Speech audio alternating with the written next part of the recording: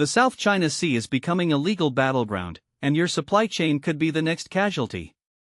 While the world fixates on the US-China tech rivalry and Taiwan tensions, a quieter, yet equally dangerous, conflict is brewing in the waters of the South China Sea.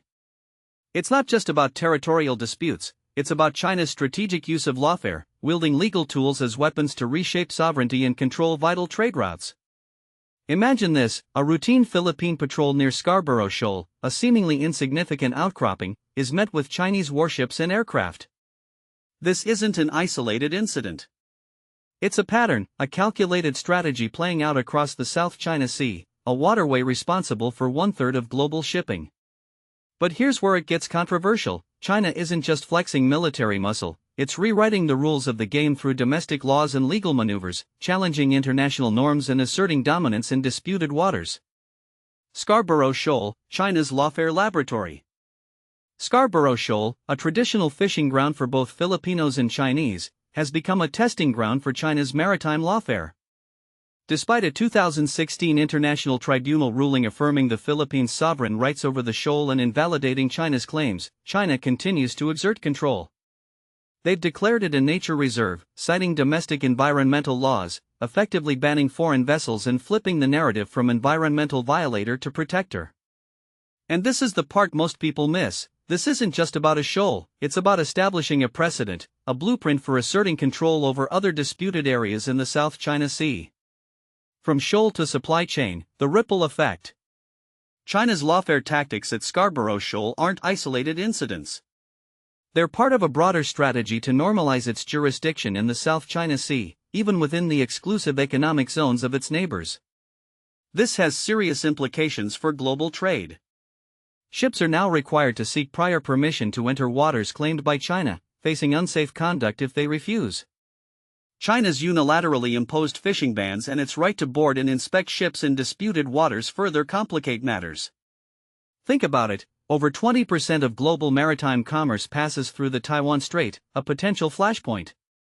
As tensions rise, China could exploit its legal maneuvers to disrupt supply chains, increase shipping costs, and gain strategic advantage over the US and its allies. The corporate tightrope, neutrality, is no longer an option. Companies operating in the South China Sea are caught in a legal and geopolitical crossfire. Compliance with China's demands, like Delta Airlines removing Taiwan from its website, can be seen as tacit recognition of China's claims. Refusal to comply risks retaliation. Is silence complicity? As lawfare intensifies, corporations can no longer afford to remain neutral. Every decision, every action, carries geopolitical weight. Navigating the storm: what businesses need to do.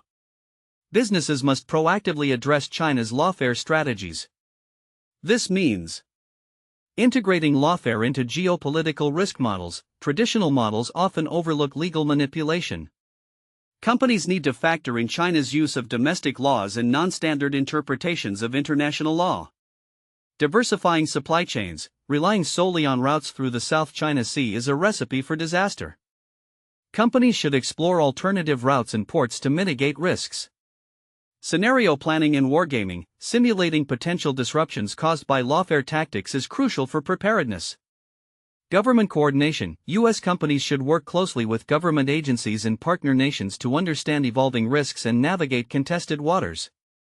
The future of trade depends on it.